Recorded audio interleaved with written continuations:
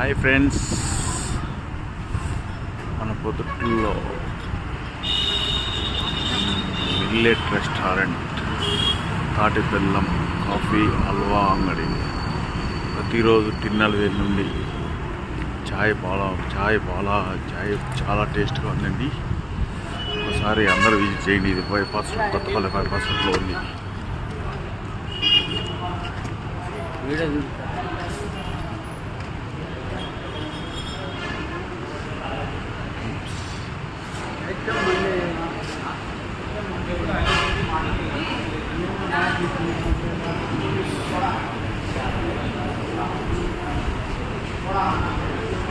थोड़ा काम है।